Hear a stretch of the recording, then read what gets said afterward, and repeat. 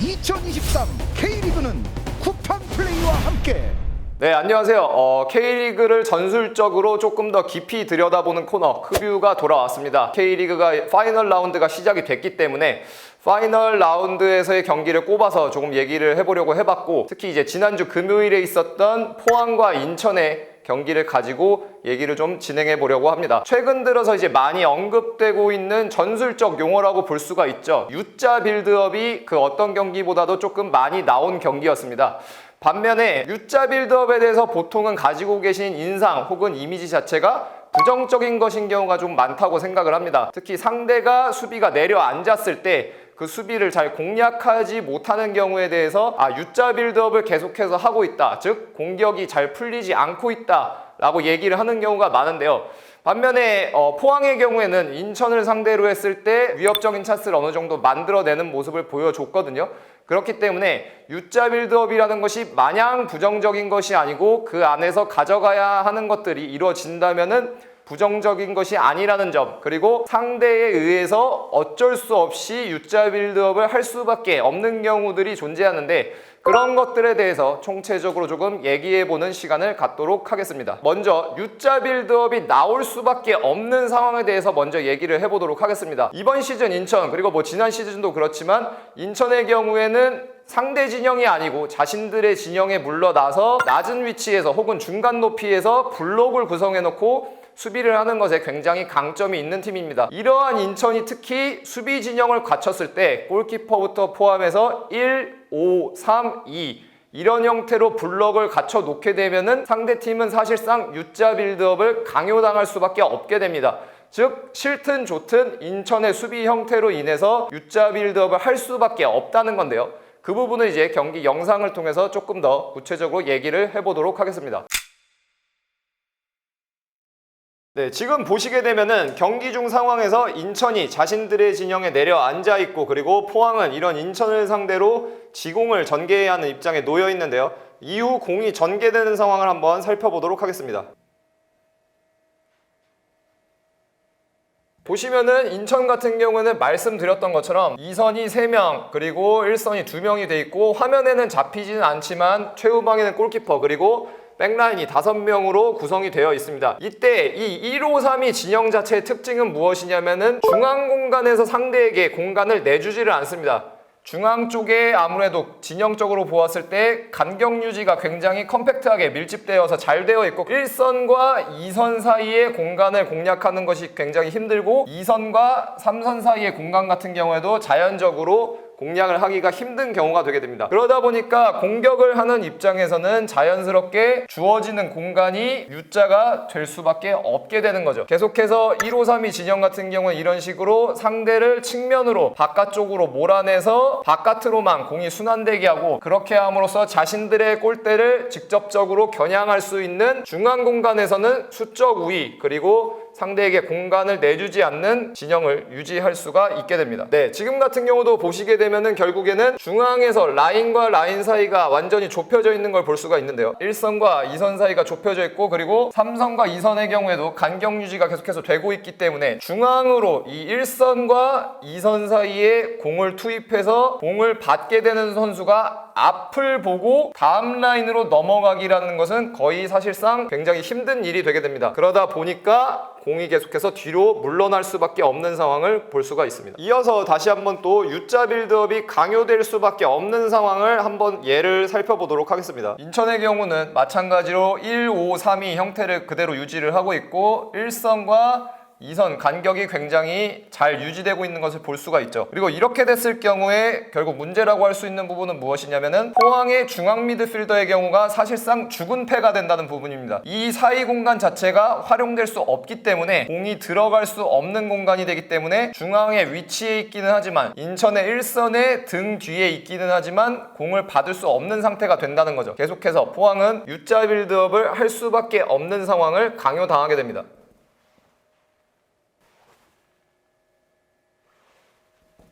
네, 반면에 지금은 인천이 수비 진영을 굉장히 잘 유지하고 있었음에도 불구하고 포항이 중앙으로 공을 집어 넣는 것을 볼 수가 있는데요. 이런 식으로 공을 결국에는 집어 넣었을 경우에는 중앙 공간 자체가 간격 유지가 굉장히 잘 되고 있기 때문에 1선과 2선 그리고 3선까지도 2선과의 간격이 굉장히 잘 유지가 되어 있기 때문에 지금은 9번 공격수였던 제카 선수가 반라인 정도 나와서 공을 받으려고 했지만 이미 인천의 3선에서 대응이 있으면서 유효한 공격을 가져갈 수가 없게 되는 것을 볼 수가 있습니다. 중앙으로 공을 전개할 수는 있겠지만 대부분의 경우에서 상대에게 공의 소유권을 내주는 턴오버가 발생된다는 것을 의미하게 됩니다. 그렇다면은 이 정도까지 왔을 때 U자 빌드업을 할 수밖에 없는 것은 알겠다. 그러면 근데 그래도 뭔가 공격을 하려면은 방안을 찾아야 되지 않냐, 방법이 있어야 되지 않냐라고 말씀을 하실 수 있을 텐데요. U자 빌드업이 처음에 말씀드렸던 것처럼 무조건 잘못된 것이 아니다. 그 안에서 유효한 공격을 만들어갈 수 있는 상황들이 존재한다라고 말씀을 드렸는데 그 상황이 구체적으로 어떠한 상황인지에 대해서 지금부터 살펴보도록 하겠습니다. 첫 번째로 이제 지금부터 보실 장면은 상대의 3선과 2선, 백라인과 미드필더 라인 사이의 공간에서 플레이를 전개하는 경우입니다. 네, 지금 보시게 되면은 마찬가지로 인천은 크게 다를 게 없죠. 계속해서 1-5-3-2 형태를 유지를 하고 있고요. 2선과 1선이 있고 지금 그리고 화면에 다 잡히지는 않지만 3선이 똑같이 구성이 돼서 1-5-3-2 형태를 유지하고 있는 것을 볼 수가 있습니다. 반면에 포항이 이제 저희가 직전까지 봤던 상황과 조금 달라진 부분이라고 할 수 있는 것은 중앙에 있었던 미드필더 중 한 명이 계속해서 제가 말씀드렸던 죽은 공간에서 죽은 패로 남아있는 것이 아니고 한 라인 밑으로 내려와서 공의 순환에 관여하고 있는 것을 볼 수가 있는데요. 그 이후 상황에서 이제 상황이 어떤 식으로 변하는지 또 살펴보도록 하겠습니다.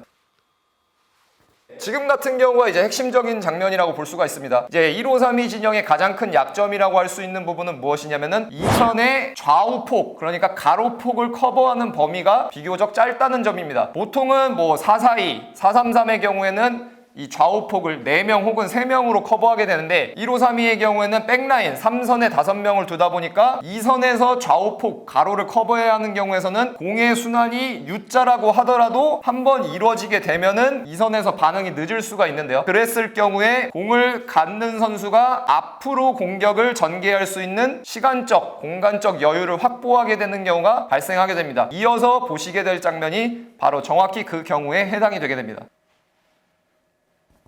네, 방금 보신 것처럼 포항에서 공을 순환시키다가 어떻게 보면 말 그대로 U자죠. 한쪽 측면에서 반대쪽 측면으로 공격이 이제 공이 넘어왔는데 공이 넘어왔을 때 공을 가진 선수가 앞으로 공격을 전개할 수 있는 시간적, 공간적 여유를 확보했습니다. 시간적, 공간적 여유를 확보했다는 것은 결국에는 인천의 1선과 2선이 있을 때 2선에서 대응이 늦었다는 것을 의미하고요. 3선과 2선 사이의 공간으로 공격이 전개된 것을 우리가 확인할 수가 있습니다. 그리고 이때 공격이 전개되었을 때 핵심적인 상황은 무엇이냐면은 인천의 백라인에서 포항이 걸고 있는 이제 수적 부하 상황인데요. 끌려 나왔던 윙백까지 포함을 한다면은 백라인 5명에 대해서 5대5로 수적 동의 상황으로 부하를 걸고 있는 것을 볼 수가 있습니다. U자 빌드업을 하더라도 그냥 아무런 생각 없이 아무런 목적하는 바 없이 좌우로 순환되는 것이 아니고 특정 상황이 오기를 기다리는 거죠. 그리고 지금 같은 경우에는 2선이 반응이 늦을 수밖에 없는 상황을 기다렸던 것이고 3선과 2선 사이의 공간으로 공격을 전개할 수 있을 경우에 수적으로 장치를 다 해놓고 공이 투입된 것을 우리가 볼 수가 있습니다. 네, 그리고 보시게 되면은 철옹성 같았던 인천의 1선과 2선 사이에서 포항이 이제 공의 소유권을 유지할 수가 있게 됩니다. 2명의 중앙 미드필더 중 1명이 공을 가지고 아까 말씀드렸던 것처럼 앞을 보고 공격을 전개할 수 있는 상황을 만들어 놓은 거죠. 조금 더 제가 얘기를 하고 싶은 부분은 무엇이냐면 방금 전 상황까지 만들어냄으로 인해서 인천은 자신의 수비 진영이 정렬되지 않은 상태에서 본인들의 페널티 박스까지 물러났고 그렇게 되면서 포항은 공의 소유권을 잃어버린다고 하더라도 공의 소유권을 바로 되찾아올 수 있는 상황을 만들어내게 됩니다. 상대 진영에서 선수 간 간격으로 보았을 때 다시 공을 재탈환해오기 위한 간격을 굉장히 잘 유지하게 되고 그리고 그 이후에 공을 다시금 뺏어오게 되면서 상대의 정렬되지 않은 수비 진영을 공략할 수 있는 상황을 맞이하게 됩니다. 네, 지금 같은 경우도 마찬가지 상황이라고 볼 수가 있는데요. 한쪽 측면에 공이 있었다가 파울이 한번 나온 이후에 공이 지금 또 다시 한번 오른쪽에서 왼쪽으로 빠져나오는 상황이고요. 네, 이번에는 2선 자체도 반응이 늦었을 뿐 아니라 3선에서도 윙백과 윙백 혹은 윙백과 풀백 간의 매치업에서 반응이 조금 늦었죠. 그러면서 공을 가진 선수가 다시 한번 안쪽으로 앞으로 공격을 전개할 수 있는 시간적 공간적 여유를 확보하게 됐고, 인천의 3선과 2선 사이 공간으로 공이 투입되게 되는 것을 볼 수가 있습니다. 그리고 이 상황에 대해서도 포항은 여전히 보시게 되면은 여기서도 마찬가지로 5대5의 수적 동의를 갖춰놓고, 그리고 반대쪽 측면에도 좌우폭을 활용할 수 있는 선수를 장치를 해놓고 공격을 전개하는 것을 볼 수가 있습니다. 네, 그래서 방금까지 살펴보신 장면이 인천의 3선과 2선 사이 공간을 활용하는 포항의 공격을 보셨다면은, 이번에는 인천의 3선의 뒷공간, 즉 백라인의 뒷공간이 활용되는 경우를 한번 살펴보도록 하겠습니다. 공이 우선 한쪽 측면으로 전개가 되고요. 지금의 경우에는 인천의 3선 그리고 1선, 2선까지 경기장을 절반 나눠 보았을 때 공이 있는 쪽에 전부 스트롱 사이드, 공이 있는 쪽을 자신들에게 있어서 강한 쪽 측면으로 만들면서 수비를 잘 펼치고 있는 것을 볼 수가 있습니다. 이어지는 공격을 한쪽 측면, 동일한 측면에서 포항이 전개하기 힘든 상황인 거죠. 그러다 보니까 어쩔 수 없이 뒤로 밀려 나와서 또다시 한번 흔히 얘기하는 U자 빌드업을 가져갈 수밖에 없고요. 하지만 직전에 저희가 봤던 상황과 지금도 마찬가지죠.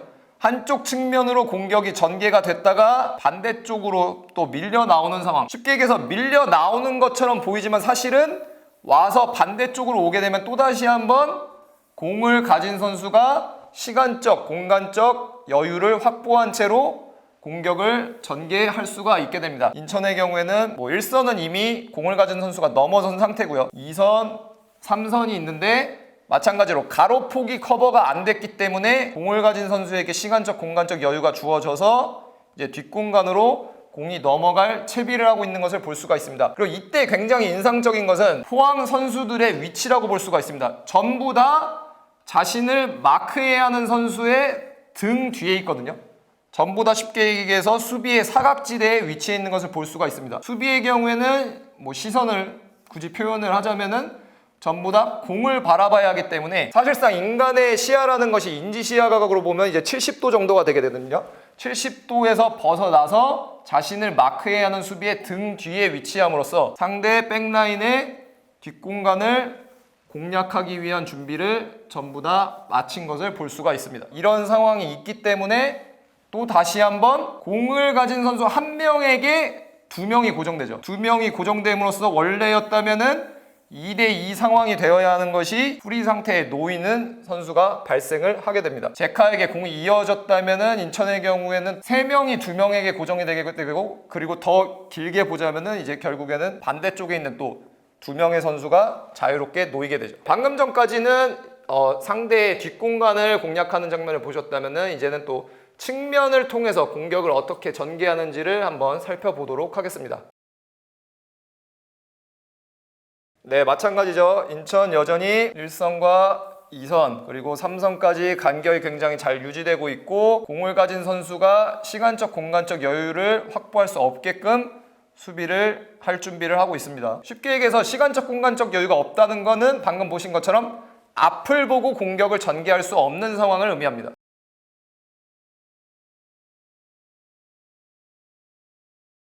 네, 반대쪽 전환이 되기는 했지만 2선에서 비교적 대응이 빨랐고 그리고 3선의 경우에도 대비를 어느 정도 하고 있는 상태죠.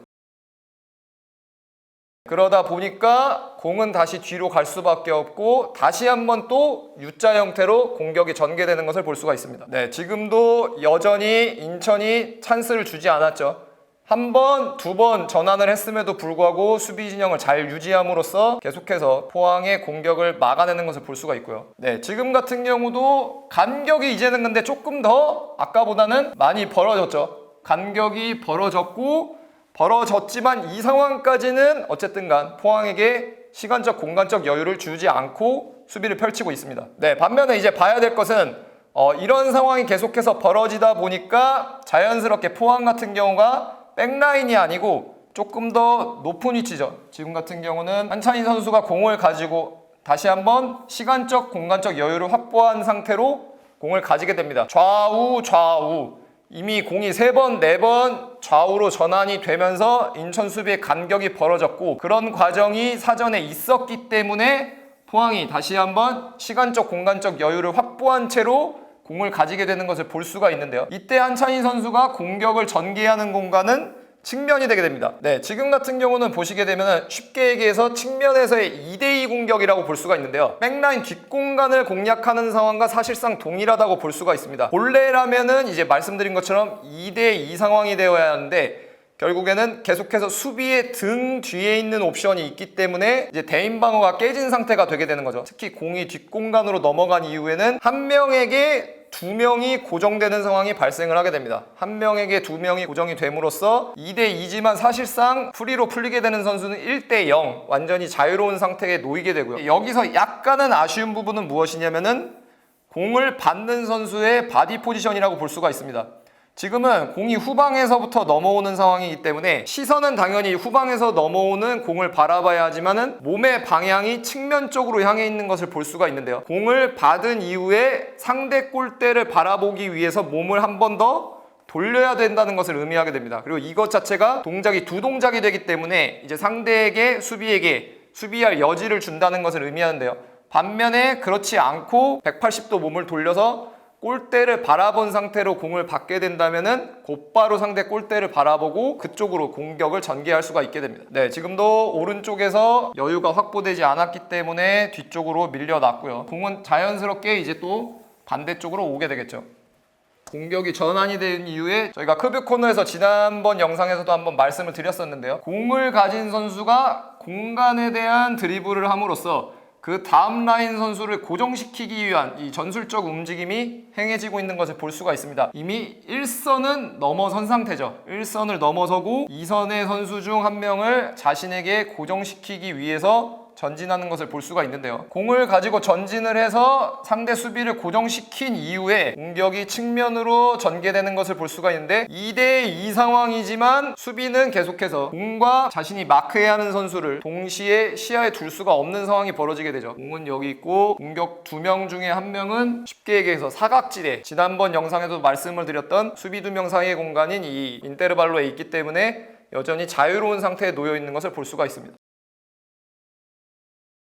이런 과정이 있은 이후에 다시 한번 또 반대쪽 측면으로 공격이 전환되기 때문에 인천은 한쪽으로 끌어들여진 이후에 전환이 반복되면 될수록 간격이 조금 더 계속해서 벌어지는 것을 저희가 확인을 할 수가 있습니다. 네, 지금도 오른쪽 측면으로 공이 넘어갔다가 돌아와서 마찬가지로 또 공을 가진 선수가 1선을 넘어서고 2선을 고정시키기 위해서 전진을 하고 있는데요. 네, 보시면은 동일한 상황이죠. 거의 동일한 상황인데 한 번 더 오른쪽으로 갔다가 아까 저희가 살펴봤던 왼쪽 측면에서의 2대2 상황 이후에 오른쪽 측면으로 갔다 돌아왔기 때문에 지금은 보시면은 2대2지만 수비 사이의 간격이 훨씬 더 커진 것을 볼 수가 있습니다. 보통은 이렇게 전환이 좌우 2번, 3번 되는 과정에서 일반적인 팬분들께서는 이제 답답함을 느끼시는 거죠. 아, 왜 유효한 공격이 나오질 않냐? 왜 한쪽 측면에 갔다 반대쪽 측면에 갔다가 의미 없이 왜 공을 계속 돌리기만 하냐라고 말씀하실 수가 있는데 사실은 그렇지가 않다는 거죠. 그 과정 안에서 올바른 장치들이 되어 있다면은 상대는 자신들의 간격을 유지하는 데 어려움을 겪을 수밖에 없고 수비와 수비 사이의 간격이 벌어지게 되면서 유효한 공격을 가져갈 수 있는 상황이 발생을 하게 됩니다.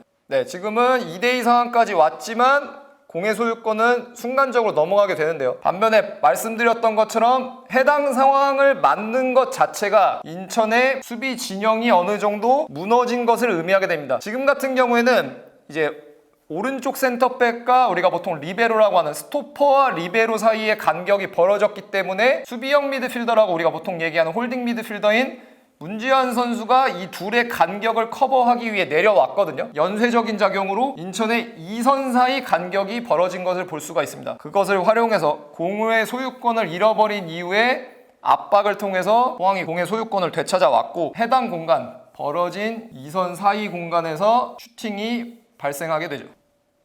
네, 지금 보시면 명백하게 드러나죠. 2선을 구축했던 선수 중 한 명이 내려왔기 때문에 중앙 공간, 이 3선과 2선 사이 공간이 굉장히 크게 발생한 것을 볼 수가 있고 이후 상황에서 공의 소유권을 순간적으로 잃어버렸지만 그 이후에 되찾을 수가 있기 때문에 해당 공간에서 슈팅까지 가져가게 됩니다. 네, 그래서 오늘은 U자 빌드업, 포항과 인천의 경기에서 포항이 U자 빌드업을 통해서 어떤 식으로 공격을 전개했는지를 살펴봤습니다. U자 빌드업 하면은 뭔가 답답한 공격, 잘 풀리지 않는 공격을 생각하시는 분들이 많은데 사실은 수비가 어느 정도 그것을 강요한다면 어쩔 수 없는 부분이라고 볼 수가 있고요. 1, 5, 3이 이 해당 수비 진영을 상대가 구축하는 경우에는 U자 빌드업이 어느 정도 강요될 수밖에 없습니다.